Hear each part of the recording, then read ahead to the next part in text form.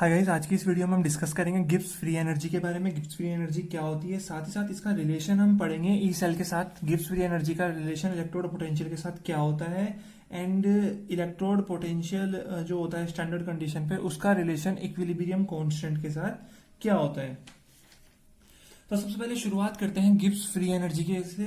Gibbs free energy क्या होती है, तो ये हमने थर्मोडायनामिक्स में भी पढ़ा था, टॉपिक क्लास 11 की थर्मोडायनामिक्स में, कि गिब्स फ्री एनर्जी वो एनर्जी होती है जो फ्रीली अवेलेबल होती है काम करने के लिए। जैसे हम खाना खाते हैं, हमें एनर्जी मिलती है उस खाने से, जो हमें फ्रीली अवेलेबल होती है काम करने के लिए। अगर हम खाना नहीं खाएंगे, हमारे पास ये फ्री एनर्जी नहीं होगी, तो हम वर्क नहीं कर पाएंगे। तो हम उतना ही वर्क कर सकते हैं जितनी हमारी बॉडी में एनर्जी है।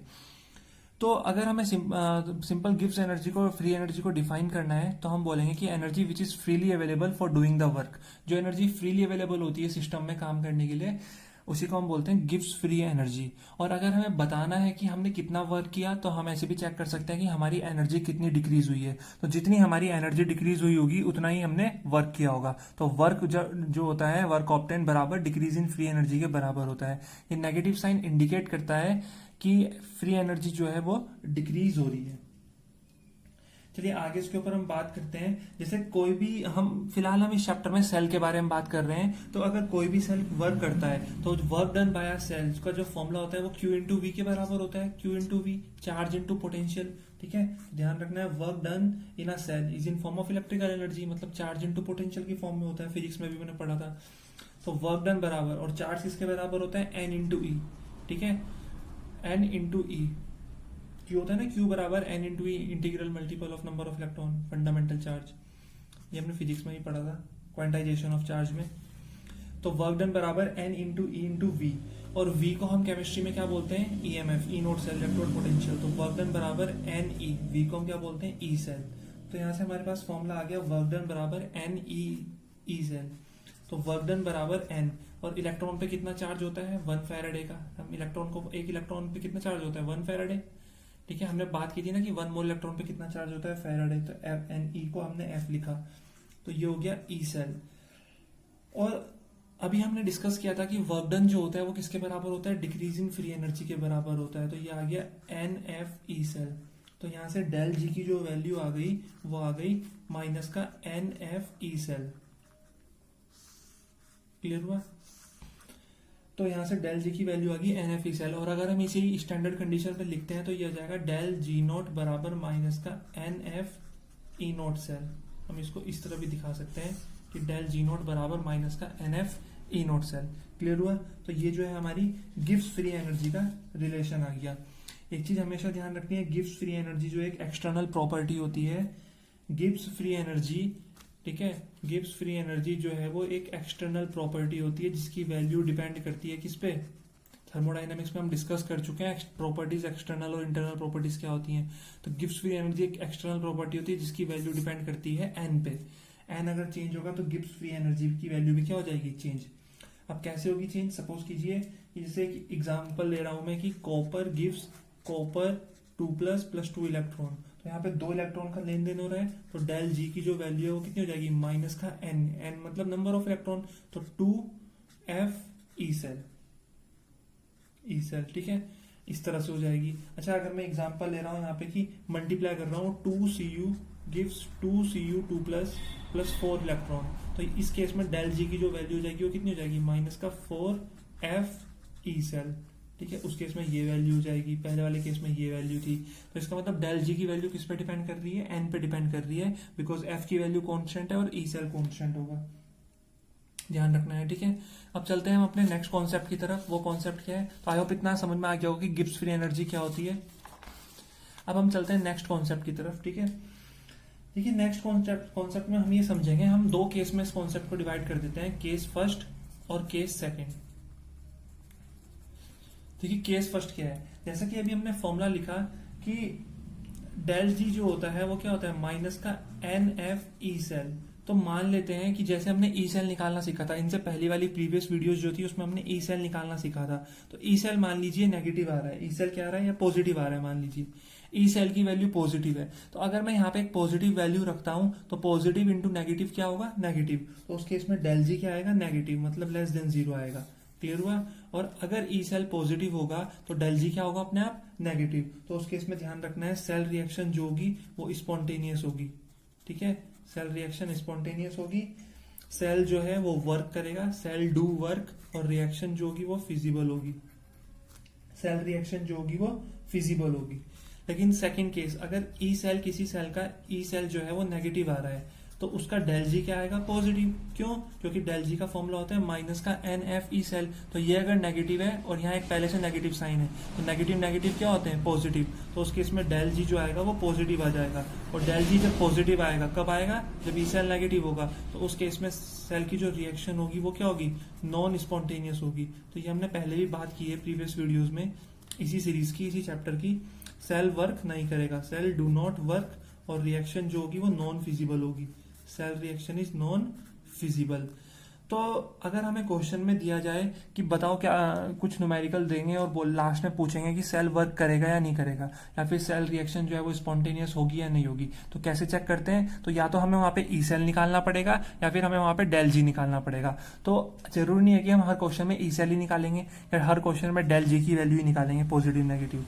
अगर हमें जो कंडीशन गिवन होगी, जिस गिवन इंफॉर्मेशन की मदद से ई सेल निकलेगा या डेल जी, वो हमें चेक करना है। तो अगर ई सेल निकलेगा तो भी हम पता कर सकते हैं और डेल जी निकलेगा तो भी हम पता कर सकते हैं। तो आई होप इतना क्लियर हो गया होगा। एक चीज और ध्यान में रखना है, अगर अगर किसी सेल की अगर किसी सेल के इलेक्ट्रोड पोटेंशियल की वैल्यू 0 है तो उस केस में डेल जी भी कितना आ जाता है? 0 आ जाएगा। तो ध्यान रखना है, अगर किसी सेल के इलेक्ट्रोड पोटेंशियल की वैल्यू 0 है तो डेल जी भी 0 हो जाएगा। तो उस केस में जो होगी वो सेल इक्विलिब्रियम में होगी, ठीक है। यहाँ पे केस थर्ड भी बना देता हूं, देखो मैं केस थर्ड किसका है? केस थर्ड है हमारे पास इक्विलिब्रियम का, इक्विलिब्रियम, ठीक है। इक्विलिब्रियम कब आएगा? जब concentration of anode and concentration of cathode क्या हो जाएगी? बराबर हो जाएगी। तो उस केस में इलेक्ट्रोड पोटेंशियल क्या हो जाता है सेल का? 0 हो जाएगा। जब कैथोड की कंसंट्रेशन एनोड के बराबर हो जाएगी तो उस केस में इलेक्ट्रोड पोटेंशियल क्या हो जाएगा? 0। और इलेक्ट्रोड पोटेंशियल 0 होगा तो डेल जी भी क्या हो जाएगा? 0। तो ध्यान रखना है।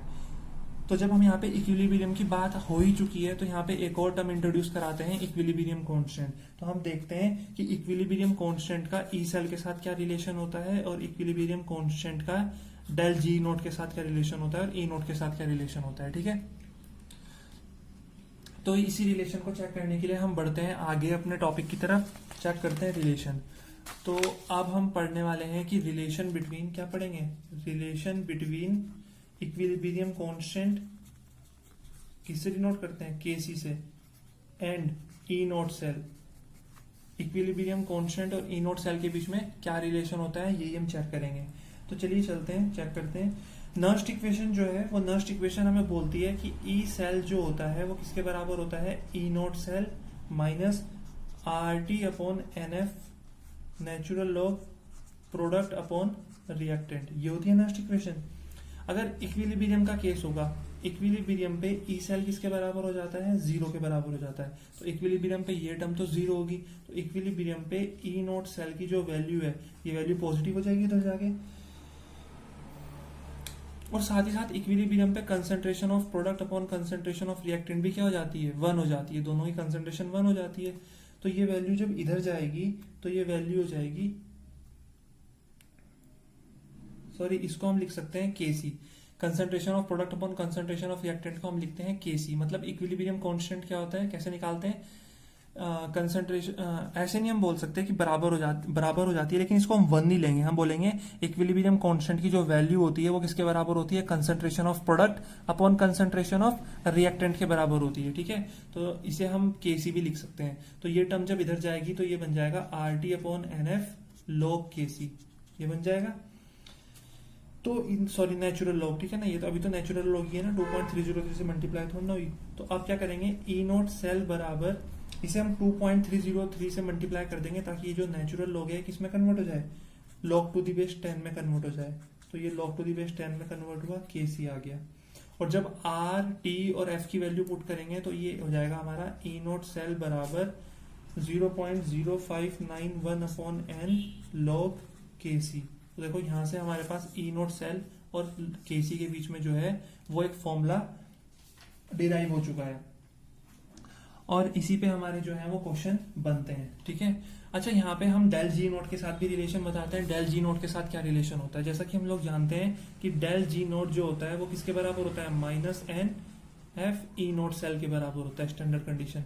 तो डेल जी नोट बराबर माइनस का एन एफ, और ई नोट सेल अभी हमने निकाला, कितनी वैल्यू आई, 0.0591 upon N log K C, यही तो आई वैल्यू।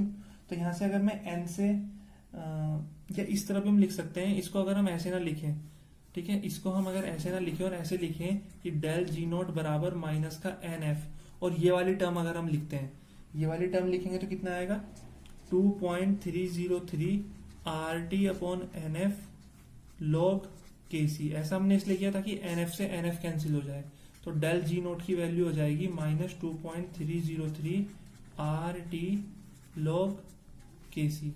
तो ये आ गई हमारी डेल जी नोट और इक्विलिब्रियम कांस्टेंट के बीच में रिलेशन।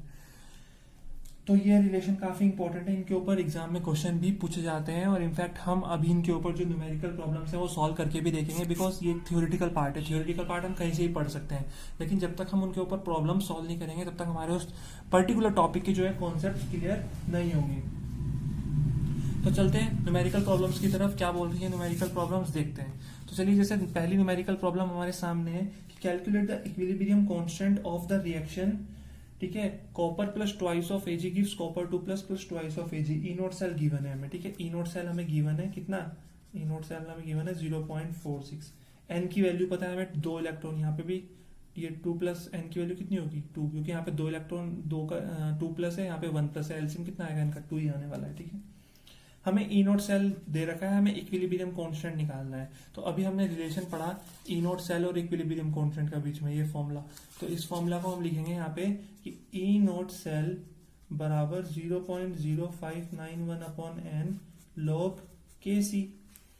तो एन की वैल्यू कितनी है 2, और ये जाएगा 0.46 बराबर 0.06 लिख सकते हैं इसको राउंड ऑफ करके, अपॉन 2 लॉग के सी। तो ये क्या हो जाएगा 0.03 हो जाएगा, तो 0.46 अपॉन 0.03 बराबर लॉग के सी। तो इसको जब हम सॉल्व करेंगे लॉग के सी बराबर, तो ये आ जाएगा 15 समथिंग आ जाएगा। तो के बराबर आ जाएगा हमारा एंटी लॉग 15 पॉइंट समथिंग आएगा ये हमारे पास। तो एंटीलॉग 15 पॉइंट समथिंग मान लेते हैं, इसको 15.2 मान लेते हैं फिलहाल, जो भी आ रहा होगा हम सिर्फ सॉल्व करना देख लेते हैं। तो के बराबर एंटीलॉग को हम क्या लिखते हैं 10 टू द पावर 15.2, ठीक है। तो इस तरह से हम इसकी वैल्यू सॉल्व करेंगे। इसकी वैल्यू सॉल्व जब हम करेंगे तो हमारा आंसर अप्रॉक्स में आ जाएगा लगभग 1 पॉइंट, जितना भी आंसर आएगा लॉग एंटीलॉग सॉल्व करके 1.6 इंटू 10 टू द पावर 14 के आसपास हमारा आंसर आ जाएगा। तो इस तरह से हम जो है वो क्वेश्चन कर सकते हैं लॉग के ऊपर। अब एग्जैक्ट आंसर तो हमें पता नहीं है कितना आ रहा है, लेकिन अप्रोक्स में हमारा आंसर इतना ही आएगा। तो आई थिंक इतना क्लियर हो गया होगा। अब चलते हैं हम नेक्स्ट क्वेश्चन की तरफ। नेक्स्ट क्वेश्चन कैसे सॉल्व करेंगे, तो देखिए नेक्स्ट क्वेश्चन में क्या बोल रहा है कि calculate the standard free energy change and work done. हमें दो चीज निकालनी है, एक स्टैंडर्ड फ्री एनर्जी चेंज मतलब डेल जी नोट निकालना है, और एक वर्क डन निकालना है, और दूसरा हमें निकालना है कि क्या के सी निकालना है। क्या निकालना है, के सी निकालना है। तो सबसे पहले हम क्या करते हैं, हमें ई सेल दे रखा है। अगर हमें ई सेल कहाँ दिया, ई सेल भी नहीं दिया है हमें, ठीक है, हमें यहाँ पे ई सेल भी गिवन नहीं है, इसका मतलब हमें यहाँ पे ई सेल भी निकालना पड़ेगा। ई सेल कैसे निकालते हैं, देखिए सबसे पहले हमें दे रखा है, ये हमें दे रखा है ऑक्सीडेशन एनोड, और ये हमें दे रखा है कैथोड, ठीक है। तो हम क्या करते हैं, ई कैथोड माइनस ई एनोड करते हैं। तो सबसे पहले ई सेल निकालेंगे, तो ई सेल क्या हो जाएगा, ई आर एच एस, ठीक है, माइनस ई नोट एल एच एस, ई तो होता है फॉर्मूला, और आर एच एस में क्या होता है, राइट हैंड साइड में क्या होता है, कैथोड होता है। तो कैथोड का कितना दे रखा है 0.34 माइनस, और इसका दे रखा है माइनस 0.76, तो ये हमारे पास आ जाएगा 1.1 वोल्ट। क्लियर हुआ। तो ई नोट सेल हमने निकाल लिया है। अब हम निकालेंगे अपना स्टैंडर्ड फ्री एनर्जी चेंज मतलब डेल जी नोट, और डेल जी नोट की वैल्यू किसके बराबर होती है, minus N F E note cell. तो माइनस का एन, एन कितना है, एन यहाँ पे हम लेंगे कितना 2, क्योंकि 2 इलेक्ट्रॉन है, Zn2 plus copper 2 plus, balance करने की भी जरूरत नहीं है। एफ की वैल्यू होती है 96500 कूलम 1 फैराडे, और ई नोट सेल अभी हमने निकाला 1.1। तो जब हम इसको सॉल्व करेंगे ये आ जाएगा हमारा 212.3 किलो जूल माइनस का। तो डेल जी नोट इतना आया, और हमें पता है डेल जी नोट जो होता है वो माइनस डब्ल्यू के बराबर होता है। तो डब्ल्यू किसके बराबर हो जाएगा, हम ऐसे ही बोल सकते हैं डब्ल्यू जो है वो माइनस डेल जी नोट के बराबर है, और माइनस डेल जी नोट की वैल्यू कितनी है, माइनस का 212.3 किलो जूल।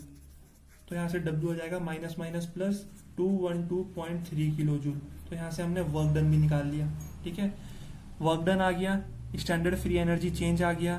ठीक है, हमें केसी निकालना है। अब हमें केसी कैसे निकालेंगे, केसी निकालने के लिए हम दो तरीके से केसी निकाल सकते हैं। एक ई नोट सेल और केसी के बीच में भी रिलेशन है, और डेल जी नोट और केसी के बीच में भी रिलेशन है। तो हम क्या करते हैं, हम अपना सिंपल फॉर्मूला लगाते हैं कि ई नोट सेल बराबर 0.0591 अपॉन एन लॉग के सी।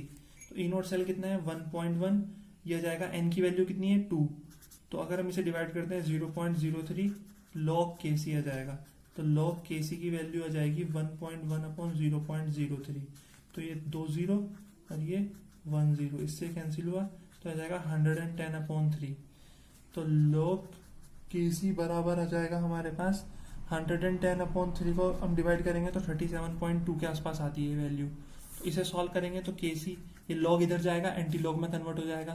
तो एंटी लॉग इसे लिखेंगे एंटी लॉग 37.2। तो के सी बराबर एंटी लॉग को सॉल्व करने के लिए हम लिखते हैं 10 टू द पावर 37.2। तो जब हम इस वैल्यू को सॉल्व करेंगे, हमने इस पे एक अलग से वीडियो बना के डाली है कि कैसे हम लॉग को, किसी भी एंटी लॉग और लॉग को कैसे सॉल्व करते हैं। इसके ऊपर अलग से एक वीडियो बना के डाली है, आप चेक कर सकते हो। तो केसी की वैल्यू इतनी आ जाएगी जब हम एंटी लॉग सॉल्व करेंगे।